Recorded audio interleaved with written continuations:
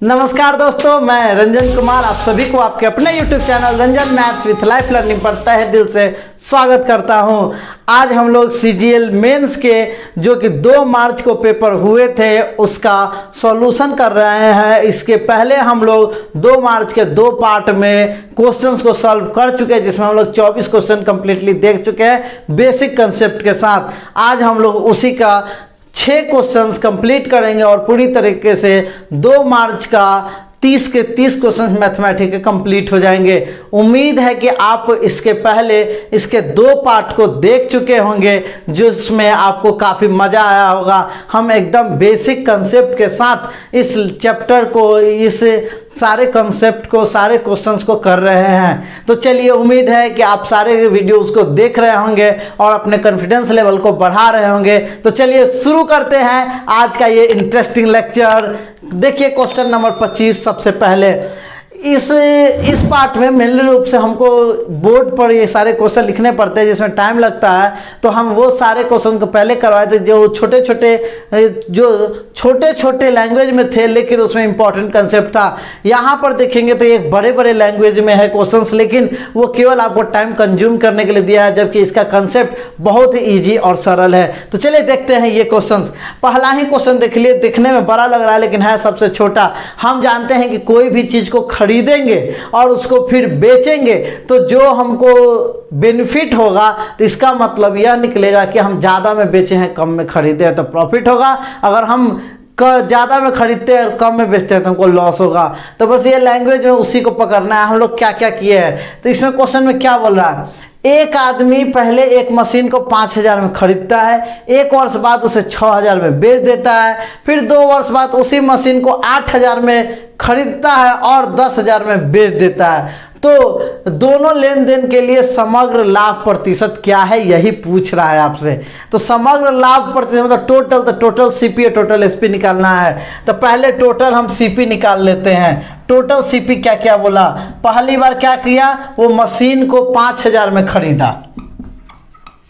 फिर total SP भी चाहिए समग्र लाभ पता करने के लिए। तो टोटल SP के लिए पहली बार 5,000 में खरीदा मशीन को, 6,000 में बेच दिया।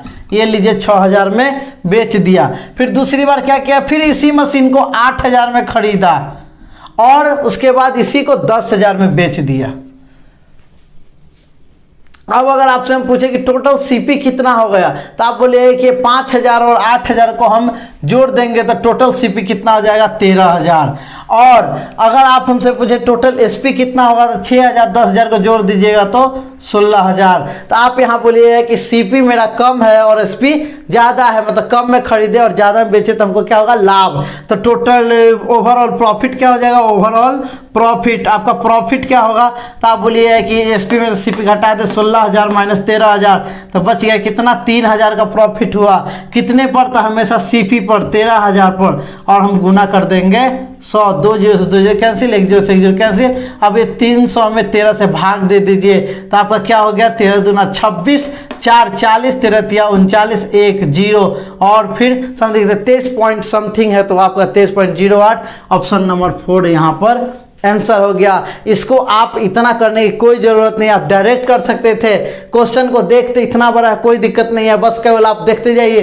5,000 में खरीदा, 6,000 में बेचा, फिर 8,000 में खरीदा मतलब 13,000 हो गया, फिर 10,000 में बेचा मतलब 6 10 16,000, 13,000 16,000 मतलब 3,000 का प्रॉफिट। 3,000 का प्रॉफिट हुआ कितना पर, 13,000 पर। तो 3,000 का प्रॉफिट 13,000 पर गुना में 100, इसको सॉल्व कर देंगे तो 13.08% ये हो गया आपका आंसर। उम्मीद है कि ये बात समझ में आ गई होगी।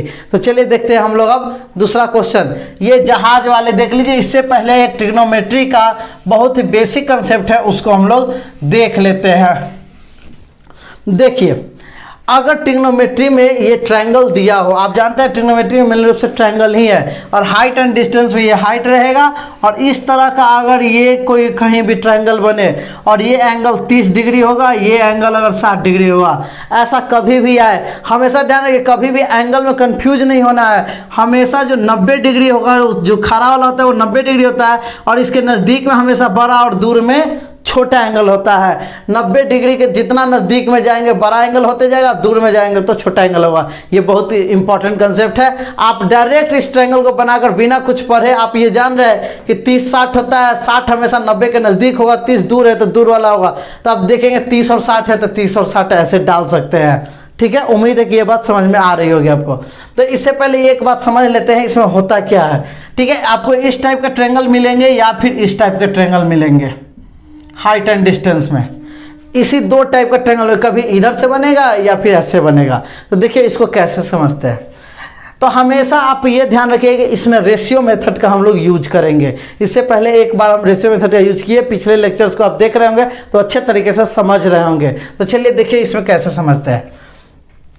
पहले आप देखिए ये वाला ट्रायंगल में, इस नागिन वाली ट्रायंगल में देखिए, ये वाले ट्रायंगल में आप बोलिए यहाँ पर 30 डिग्री है तो 30 के सामने वाला क्या होता है, हमेशा 1 होता है, और नीचे वाला क्या होता है, √3 होता है।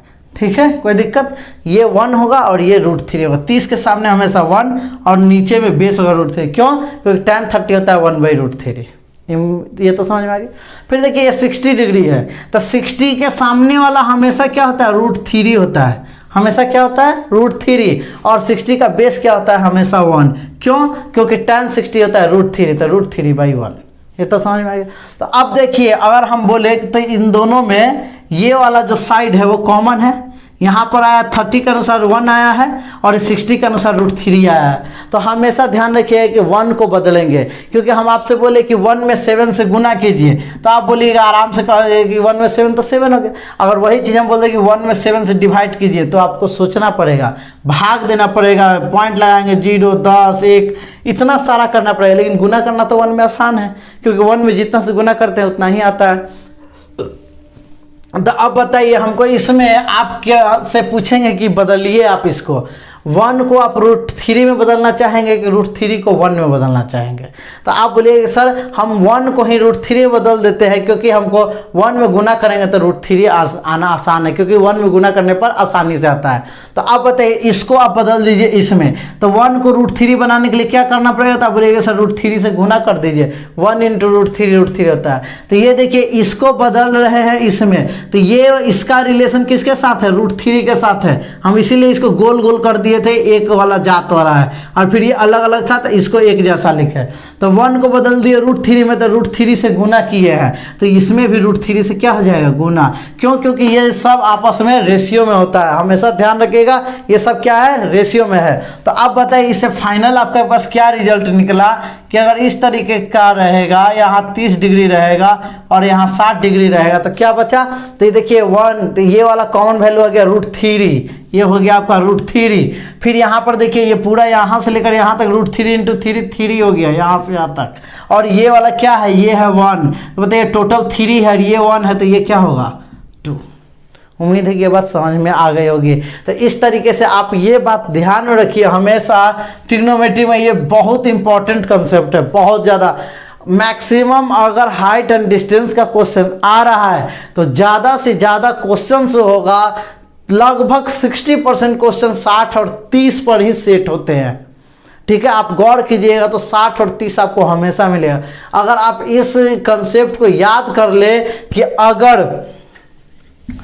कि अगर ऐसा कोई भी हम फिगर बनाएंगे या कोई भी हाइट एंड डिस्टेंस का क्वेश्चन पूछे जिसमें 30 डिग्री हो और 60 डिग्री हो, एक तरफ की ओर हो, एक साइड, ये लंब के एक साइड में 30 डिग्री 60 डिग्री हो, या तो राइट साइड हो सकता है या लेफ्ट साइड हो सकता है। तो हमेशा ध्यान रखिएगा क्या होता है, तो ये पूरा यहाँ से यहाँ तक 3 होता है और ये √3 होता है। ठीक है, और ये 1 होता है और ये 2 होता है।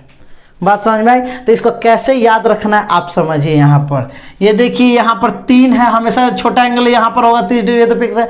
तो 3 है तो ये 2 होगा, ये 3 है तो 2 होगा, 2 होगा तो 1 होगा। 3 को ब्रेक करेंगे डिसेंडिंग ऑर्डर में, 3 2 1, क्या हो जाएगा यहाँ 3 2 1, और इसी का यहाँ पर रूट होगा √3। उम्मीद है कि ये बात समझ में आ गई होगी। मतलब आपको हमेशा थोड़ा सा गौर कीजिए और ध्यान में रख लीजिए एक बार, कैसे मीम्स बना लीजिए। कैसे? अगर कोई भी हाइट एंड डिस्टेंस का क्वेश्चन हो और उसमें 30 डिग्री और 60 डिग्री का तुलना हो, तो ये फिक्स है कि 90 के पास वाला जो होगा हमेशा 60 और दूर वाला 30 होगा। अब इसका वैल्यू की बात हुई तो वैल्यू की बात, ये 30 है तो इधर से लिखते जाइए, ये 3 है तो ये 2 1 और यहाँ से √3, क्योंकि घटते क्रम में लिख दीजिए, ये 3 2 1 और फिर ये √3, 3 2 1 √3, 3 2 1 और √3। समझ में आ गया होगा।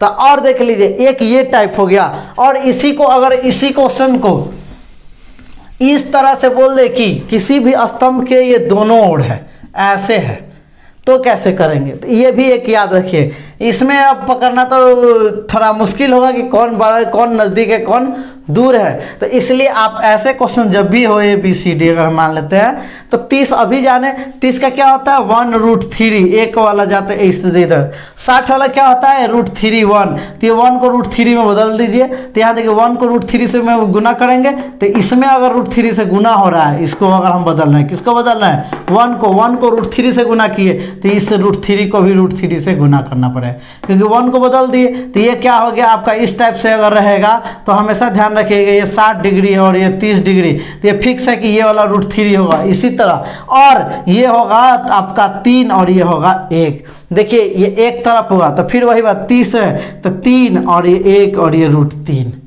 बात समझ में आई? कोई दिक्कत नहीं। ये देखिए इन दोनों के इस दोनों पॉइंट के बीच दूरी बढ़ गया, इसलिए ये बढ़ गया, जबकि इन दोनों पॉइंट के बीच दूरी कम है, इसलिए कम हो गया। इस तरीके से भी याद रख सकते हैं आप। ये 3 है 3, ये 1 और ये √3, 3 1 √3 और ये 2 1 और ये √3। उम्मीद है कि ये बात समझ में आई। बस ये दो चीज़ आप ध्यान में रख लीजिए, आपका क्वेश्चन बहुत जल्दी खत्म हो जाएगा। एक चीज़ और अगर हम बताएं तो सर बोलते 45 वाला भी तो हो सकता है, तो देखिए 45 वाले को भी हम बता देते हैं आपको। अगर ये इस टाइप से क्वेश्चंस हो तो आप बताइए, एक 45 और एक 30 या 45 और 60, बस यही बनेगा। अगर हम बोले कि ये 30 है तो ये 45 होगा, 45 1 1 होता है, बराबर होता है, और ये इसका वैल्यू 30 का वैल्यू क्या होता है √3, और ये हो गया 1 और ये नीचे में √3, 1/√3। ये तो कॉमन है, ये √3 है तो ये √3 - 1। उम्मीद है कि अब समझ में आ रहा होगा। अगर हम इस तरीके से बोले कि ये है, अगर मान लीजिए 45 तो ये क्या होगा 60, तो ये 45 तो 1 1 पूरा बराबर होता है, और 60 का वैल्यू क्या होता है, सामने वाला √3 होता है, ठीक है, और ये 1 होता है। तो इसमें देखिए इस 1 को √3 बदल के √3 से गुना कीजिए, तो यहाँ भी √3 हो जाएगा। तो हो गया √3 1 और ये हो जाएगा √3 - 1। कोई दिक्कत? तो देखिए अब 30 45 बोलिए, 45 60, तो ये देखिए √3 - 1 1 है, और जबकि यहाँ पर है √3 हो जाएगा, यहाँ जाएगा √3 - 1 और √3 हो जाएगा। 60 दिखेगा तो √3, तो √3 - 1 1, और यहाँ पर 45 दिखेगा तो 1 1 √3 - 1। मतलब आपको अभी तक क्या क्या हम लोग समझे, इस बात को थोड़ा अच्छा से हम देख लेते हैं। देखिए समझ लीजिए, अगर 30 60, प्लीज़ आप हमको टाइम दीजिए, एक बार हम कंसेप्ट आपको सर, हम ये आपको केवल क्वेश्चन प्रैक्टिस नहीं करवा रहे हैं कि कितना जल्दी हम प्रैक्टिस करवाएं। सभी टीचर आए फटाफट प्रैक्टिस करवाए और गए, लेकिन हम ये चाहते हैं कि मेरा पास जो बच्चे आएंगे वो एकदम बेसिक लेवल के आएंगे। तो हम इस प्रैक्टिस क्वेश्चन के माध्यम से ही सारे कंसेप्ट को धीरे धीरे आपके जहन में उतार देंगे, और इसी तरीके से मेरा ये सीरीज हमेशा चलता रहेगा। आप केवल प्रैक्टिस क्वेश्चन सीरीज को ही लगातार आप देखते रहेंगे, तो हम आपसे वादा करते हैं कि आपके दिमाग में एक एक कंसेप्ट को छाप देंगे, और आप महसूस कीजिएगा कि बिना सिलेबस पढ़े भी आप जितना जल्दी हो सके सारे सिलेबस को कवर कर सकते हैं। बस ये 4 जो पेपर हम कराएंगे, इस 4 पेपर में ही आपका पूरा मैथ का सिलेबस लगभग खत्म हो जाएगा। 70 से 80% मैथ्स के सिलेबस आपके खत्म हो जाएंगे, और प्रैक्टिस कीजिएगा तो 10-15% ऐसे भी कंसेप्ट से खत्म हो जाए, तो 90% ऐसे भी मैथ आपका खत्म हो जाएगा। और 90% मैथ्स में ऊपर नंबर आते हैं तो आप सिलेक्शन आराम से आपका सिलेक्शन होगा, सिलेक्शन होना तय हो जाएगा। बस ये रहे कि आपका रैंक लाना होगा, जिससे आप अच्छे से अच्छे जॉब ले सके। तो आप मेरे साथ प्लीज़ जुड़े रहिए। तो अब इसीलिए हम टाइम ले रहे हैं इस क्वेश्चन को, कि आप अच्छे से इस बात को समझ पाएँ। तो देखिए अब ये क्वेश्चन को देखिए, अब यहाँ से आप क्या क्या समझे, बस फटाफट ये समझाने की कोशिश करें। अगर ये बस हाइट एंड डिस्टेंस का यही 3 कंसेप्ट है, बस 3 पिक्चर को ध्यान में रखिए, आपका हो जाएगा काम खत्म। ये पहला 30 60 हो तो हमेशा 3 है तो 2 1 √3, अब देखिए गौर कीजिएगा, 60 जहाँ रहेगा यहाँ पर उसके सामने √3 रहेगा, ये फिक्स है। ठीक है, यहाँ 60 के सामने √3 रहेगा, 60 के सामने √3 रहेगा, 60 के सामने √3 ही रहेगा। ठीक है, तो अब देखिए 30 है तो यहाँ 3 से 2 1 √3, बात समझ में आ गई। इसी को हम उल्टा इस टाइप से बना देता, आपको हम यहाँ 30 दे दे, यहाँ 60 देता, आप बोलेगा 60 के सामने √3 होता है, 3 है तो यहाँ 2 होगा 1 होगा, समझ में आ गए। अब आगे देखिए, अब अगला क्या है आपका, ये देखिए अगर ये दोनों तरफ दे दे 30 60 है तो 60 के सामने √3 होगा, ये फिक्स है। बस ये दूरी ज़्यादा होता है तो ये 3 का 3 रहेगा और ये 1 रहेगा, 3 का 3 रहेगा और ये 1 रहेगा, बस इस बात का। 60 के सामने √3, इसमें तो कोई कन्फ्यूजन नहीं है, 3 का 3 और ये 1 होगा। निकालने का तरीका ये बता दीजिए कि ये 60 है तो √3 1 होगा, ये होगा 1/√3, तो √3 से ये 3 बन जाएगा। ठीक है, समझ में आ गया। अब देखिए 45 वाला रहेगा तो क्या करना है, 45 जहाँ दिखेगा उसके सामने 1 होगा, तो ये जगह 1 1 और ये 30 है तो ये √3 - 1 होगा। ये ध्यान रखिएगा, 30 45 में यहाँ √3 - 1 होगा, 45 60 में भी √3 - 1 ही होगा, और 60 के सामने √3 तो यहाँ पर 1 होगा। उम्मीद है कि यह बात आपको समझ में आ गई होगी। तो अब फटाफट हम आपसे अगर हम पूछे तो आप हमको ये जवाब दे दीजिए थोड़ा कि आप क्या क्या सीखे। हाइट एंड डिस्टेंस यहीं से आपका ख़त्म हो गया, यही 5-7 मिनट जो आप हमको टाइम दिए, इसमें आपका हाइट एंड डिस्टेंस का जो मेन बेसिक कंसेप्ट होता है वो पूरी तरह से धराशायी हो जाएगा। बस आप फटाफट बताइए, अगर ये फिगर है तो आप क्या सोचिएगा। अगर यहाँ 30 और 60 डिग्री क्वेश्चन में दिया तो 30 60 बैठा दीजिए, इसका क्या सोचिएगा, तो बोलिएगा सर यहाँ 30 है, यहाँ पर क्या है 30 है तो 3 से घटते जाएगा, 60 है तो ये √3 तो फिक्स है, ये 3 है तो ये 2 होगा और ये 1 होगा, 3 2 1 √3। बात समझ में आ गई। अब आगे आइए, अगर ये क्वेश्चन हो ऐसे, यहाँ पर 45 डिग्री है तो ऑटोमेटिक यहाँ 60 डिग्री, 30 डिग्री तो होगा नहीं, तो 60 के सामने क्या होता है √3, 60 के सामने क्या होता है √3, ये तो फिक्स है। अब बताइए यहाँ पर क्या होगा, यहाँ पर और यहाँ पर, तो आप तो बोलिए 60 के सामने √3 ये 1 है तो 45 में ये तो दोनों बराबर होता है। 45 का मतलब क्या होता है, ये दोनों बराबर। 45 का मतलब क्या होता है, ये दोनों एंगल बराबर है, 45 45 90 है तो 45, तो अगर 45 है तो 60 का मतलब √3 जानते हैं, और √3/1 है। 45 का मतलब होता है दोनों साइड बराबर, ये √3 है तो टोटल क्या हो गया √3, तो ये क्या हो गया √3 - 1। आप ऐसे भी याद रखते, 45 है तो ये दोनों बराबर होगा, 60 है तो √3 होगा तो √3/1, और 45 है तो टोटल हो गया √3 नीचे, तो घटा देंगे तो √3 - 1। ये भी समझ में आ गया। अब एक ये वाला क्वेश्चन, अगर यहाँ पर क्या हो 30 हो और यहाँ पर क्या हो 45 हो, और ये क्या है 30 का वैल्यू क्या होता है 1/√3 होता है ना, तो ये 45 1 है, ये √3 है तो √3 - 1। 45 का मतलब दोनों बराबर, इसका मतलब होता है 1/√3, तो यहाँ तो 1 है तो नीचे √3 हो गया। उम्मीद है कि ये बात समझ में आ गई। एक और क्या बच गया, एक और आपका ये फिगर बच गया इस टाइप से, और ये रहे मान लीजिए 30 डिग्री है और ये 60 डिग्री है। ठीक है, ये 30 डिग्री और ये 60 डिग्री है, तो क्या करेंगे 60 है तो √3 फिक्स है। आप ही बोले कि ये चूंकि बड़ा डिस्टेंस होता है, ये 3 3 रहेगा और ये 1 हो जाएगा, तो ये बड़ा डिस्टेंस है तो 3 3 रहेगा और ये 1 हो जाएगा, ये √3 हो जाएगा। उम्मीद है कि समझे। अब बोलिए कि सर यहाँ 45 वाला तो बताया ही नहीं, तो ये भी देख लीजिए, अगर ये 45 डिग्री है और ये 30 डिग्री है, तो 45 है तो ये दोनों तो बराबर होगा, आपस में 1 1 होगा, और 30 डिग्री है तो ये 1 होगा, तो ये क्या हो जाएगा √3 हो जाएगा। 30 का वैल्यू 1/√3 होता है, तो कॉमन हो गया। आप बोलिए कि सर ये 45 60 होगा तो क्या होगा, मान लीजिए ये रहा, यहाँ पर रहा 45 डिग्री और यहाँ पर रहा 60 डिग्री। ठीक है, अब निकालना है तो 45 से 1 1 बराबर होता है, और 60 के सामने तो √3 फिक्स है, और ये दोनों चूंकि 45 जहाँ दिखेगा तो ये दोनों से बराबर है, तो ये √3 है तो ये भी √3 होगा, और ये √3/1 था। 60 का मतलब √3/1, और ये चूंकि 45 है तो दोनों बराबर, तो ये √3 और ये 1 हो गया। उम्मीद है कि यही आपका फिगर है। उम्मीद है कि अब आप ये अच्छे तरीके से समझ गए होंगे। आपका यहाँ पर हाइट एंड डिस्टेंस चैप्टर खत्म हो गया।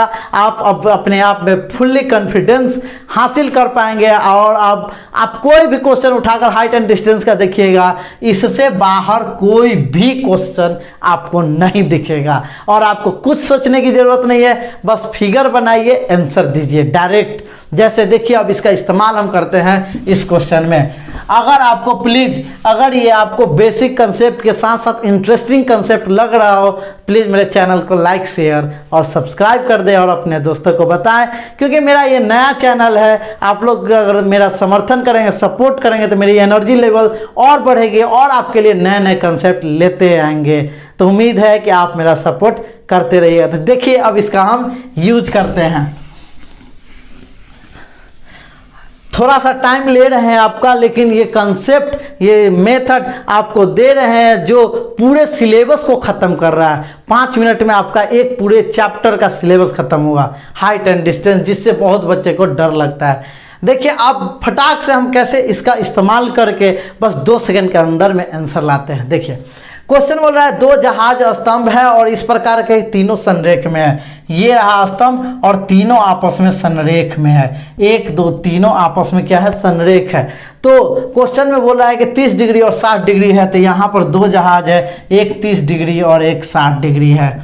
और क्वेश्चन में बोल रहा है कि दोनों के बीच की दूरी 220√3 है, 230√3 है, 230√3 है यहाँ से दोनों जहाज के बीच की दूरी।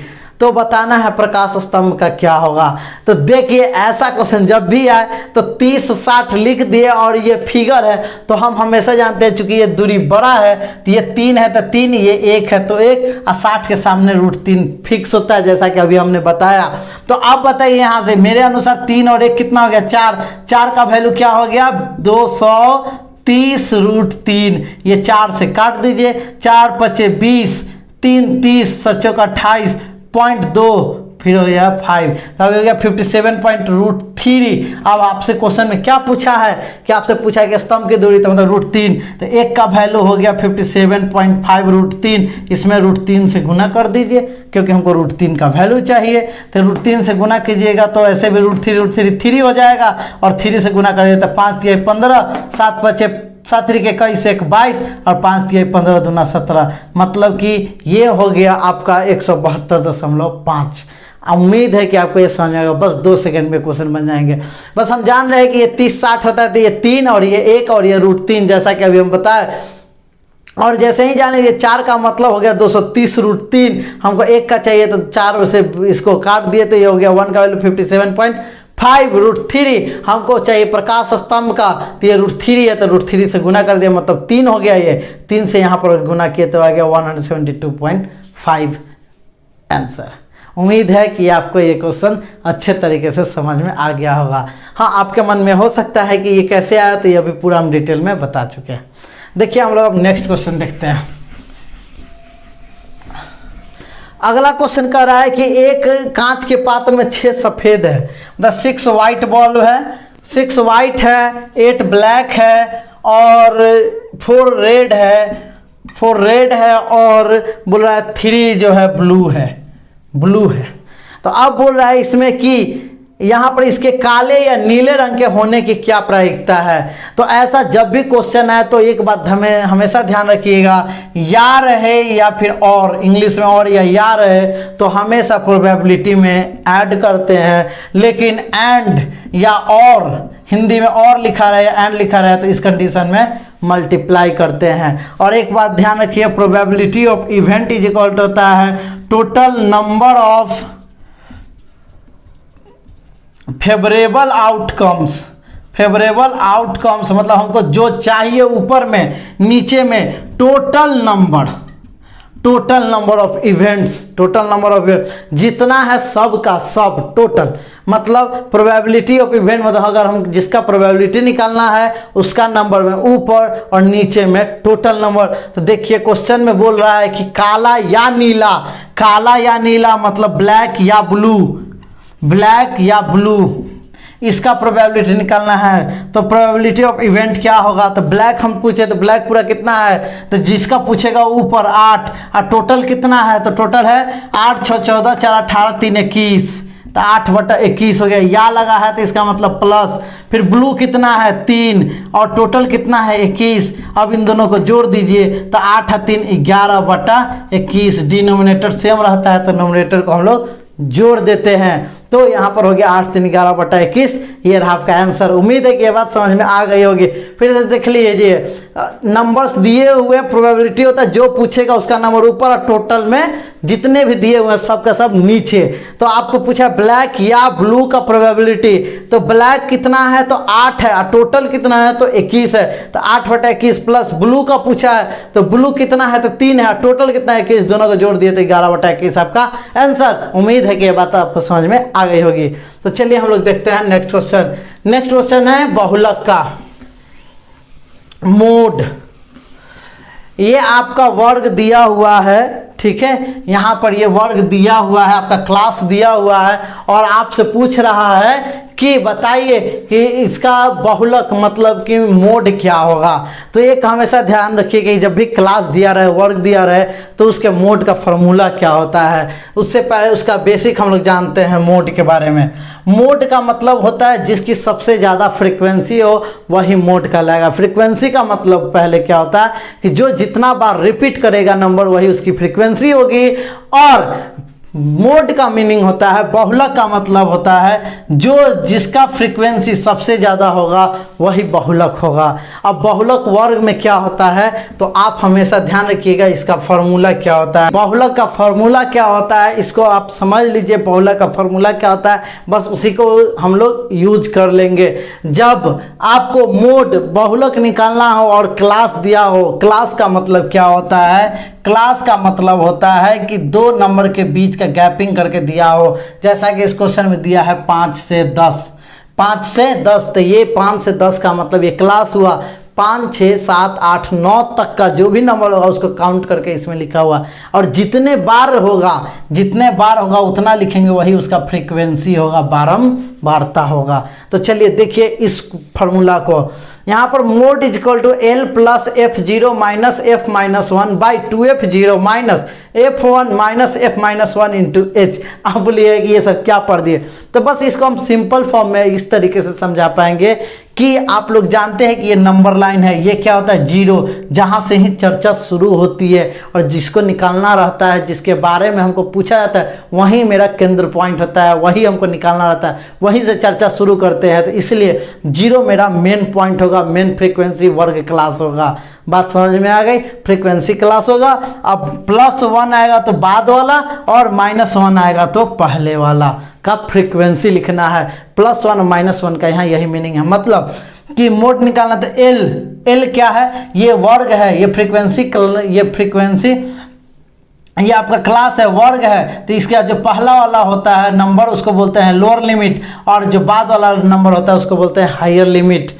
ठीक है, तो हमको L का मतलब हो गया पहले वाला लोअर लिमिट, प्लस F0 का मतलब होता है कि वैसा क्लास। अब इसमें सबसे इंपॉर्टेंट क्या है कि मॉडुलस क्लास कौन सा है, मतलब बहुलक वर्ग,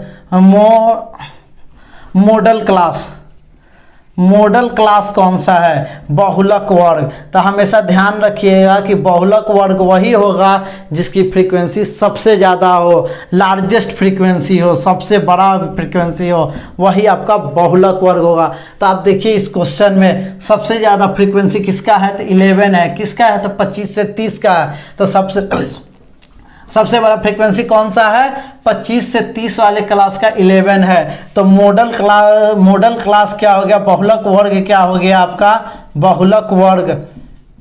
तो आप बोलिए सर सबसे ज़्यादा फ्रीक्वेंसी तो यहाँ 11 दिख रहा है, 25 से 30 का, तो ये हो गया 25 से 30। ये रहा आपका मॉडल क्लास। यहाँ से लोअर लिमिट कौन सा हो जाएगा तो आप बोलिए कि 25 हो जाएगा लोअर लिमिट। ठीक है, और इसकी फ्रीक्वेंसी कितनी है तो इसकी फ्रीक्वेंसी बोलिएगा सर 11 है। और F ये 0 हो गया। F हम पूछे कि -1 मतलब कि पहले वाले का तो 9 है।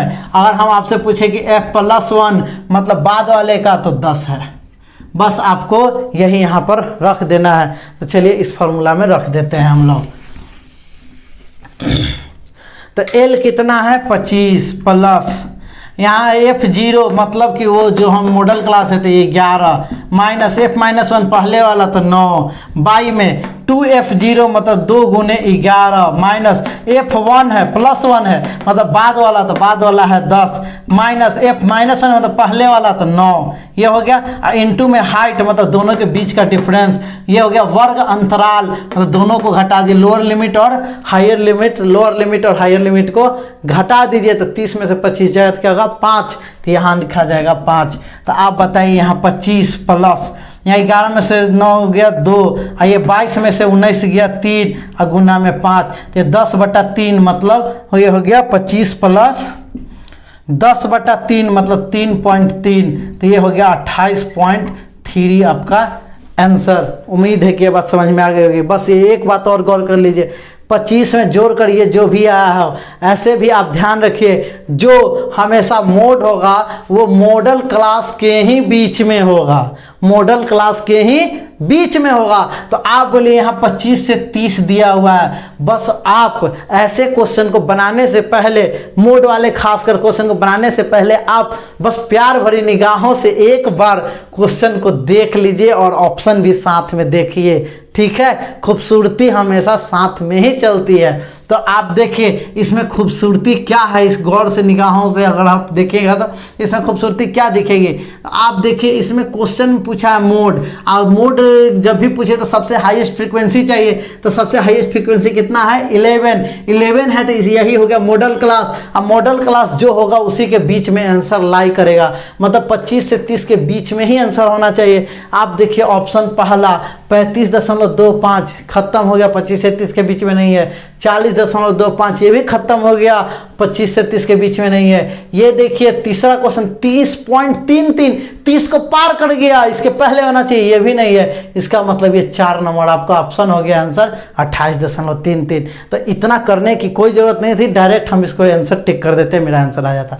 बस मॉडल जब भी पूछे मॉडल क्लास देख लीजिए, मॉडल क्लास के लिए सबसे ज़्यादा फ्रीक्वेंसी देख लीजिए, और जो फ्रीक्वेंसी सबसे ज़्यादा वही मॉडल क्लास होगा, और बहुलक वर्ग जो होगा उसी के बीच में मोड आएगा। ऑप्शन को देख लीजिए, अगर ऑप्शन कंफ्यूजिंग नहीं है, उससे बाहर सारे है तो उसको काट दीजिए, जो उसके बीच में वो आपका आंसर हो जाएगा। लेकिन अगर यहीं पर दे देता, मान लीजिए 28.75 दे देता, यहाँ मान लीजिए दे देता 27 कुछ, तो इस कंडीशन में सब इसके बीच में लाई कर रहा था, तो हमको ये फार्मूला यूज करना पड़ता है। इसीलिए हम तो पढ़ा रहे हैं बेसिक से, क्योंकि आप मेरे पास आए हैं बेसिक से पूरे हाई लेवल तक जाने के लिए, इसलिए हम पहले ये आपको फार्मूला बताए, उसके बाद बताए कि कैसे आप जल्दी से जल्दी सोचकर तेजी से इसको बस 1 सेकंड के अंदर टिक मार के आप आगे बढ़ जाएंगे। तो उम्मीद है कि ये बात आपको अच्छे तरीके से समझ में आ गई होगी। तो चलिए हम लोग देखते हैं अब नेक्स्ट क्वेश्चन। नेक्स्ट क्वेश्चन क्या है? नेक्स्ट क्वेश्चन है आपका ज्योमेट्री का।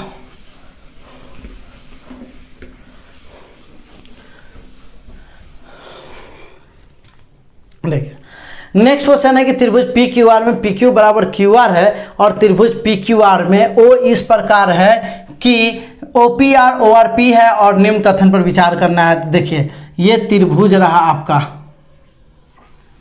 त्रिभुज है पी क्यू और आर। क्वेश्चन में बोला है कि ओ इसके अंदर का एक पॉइंट है, मान लीजिए ओ यहाँ है, फिर बोला है यहाँ से ऐसे मिला दीजिए। क्वेश्चन में बोला है कि पी क्यू बराबर क्यू आर है, पी क्यू बराबर क्यू आर मतलब ये साइड इस साइड के बराबर है, और ओ पी आर ये एंगल, और ओ आर पी मतलब ये एंगल दोनों आपस में बराबर है थीटा थीटा, और ये दोनों बराबर है तो इसके आमने सामने वाला साइड भी क्या होगा बराबर होगा। तो आप खुद बोलिए कि इस ट्रायंगल में ओ पी आर में 2 साइड बराबर हो गया, तो ये क्या हो गया समद्विबाहु त्रिभुज आइसोसेलेस ट्रायंगल पहला ही हो गया। त्रिभुज पी ओ आर क्या है? तो P O R isosceles triangle है, जो कि क्वेश्चन का स्टेटमेंट है, जो कि सही है। क्वेश्चन पूछा है कौन सही है। फिर दूसरा बोल रहा है केंद्रक मतलब सेंट्रॉइड। सेंट्रॉइड किससे बनता है पिछले लेक्चर में हम बताए थे। प्लीज़ आप सारे लेक्चर को मेरे साथ देखते रहिए, समझते रहिए, आपको सब कुछ क्लियर हो जाएगा। सेंट्रॉइड हमेशा मीडियन से बनता है, यहाँ मीडियन का कोई चर्चा ही नहीं है, इसका मतलब ये तो आंसर होगा नहीं।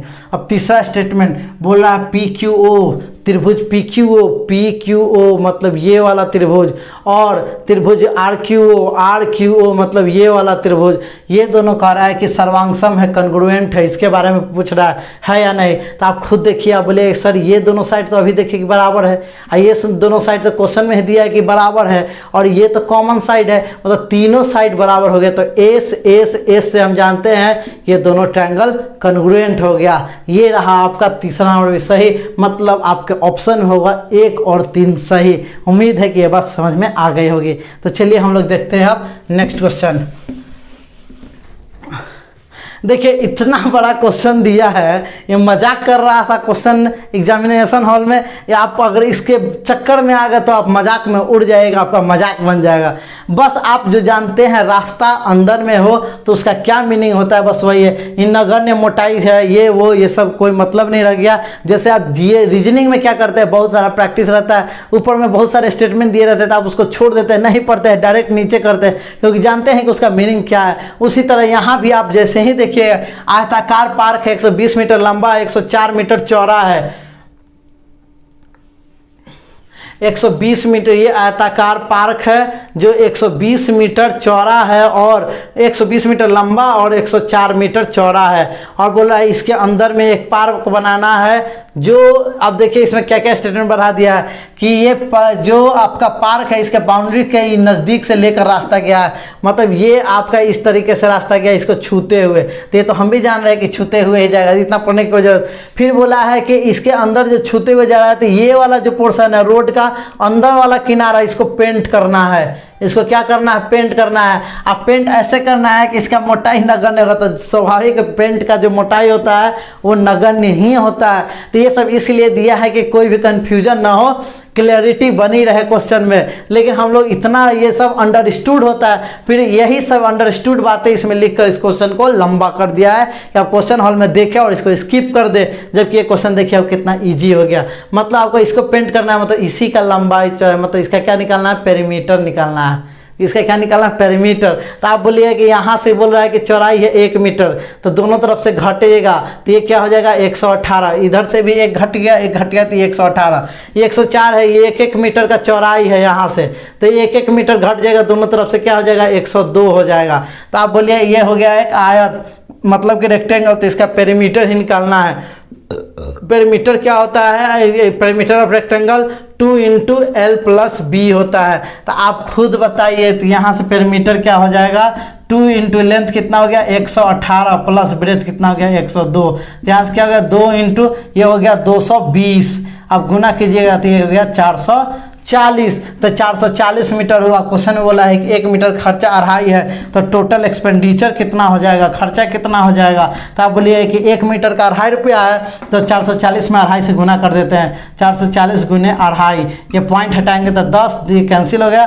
25 से गुना करेंगे तो 25 चौके 100, 25 चौके 100, 110, तो ये हो गया 1100 रुपये का खर्चा होगा उसको पेंट करने में। उम्मीद है कि ये सारे क्वेश्चंस आपको अच्छे तरीके से समझ में आ गए होंगे। इस प्रकार हम लोगों ने CGL मेंस के 2 मार्च के जो क्वेश्चन पेपर आए थे उसके मैथ्स के 30 क्वेश्चन कंप्लीट रूप से देख लिए।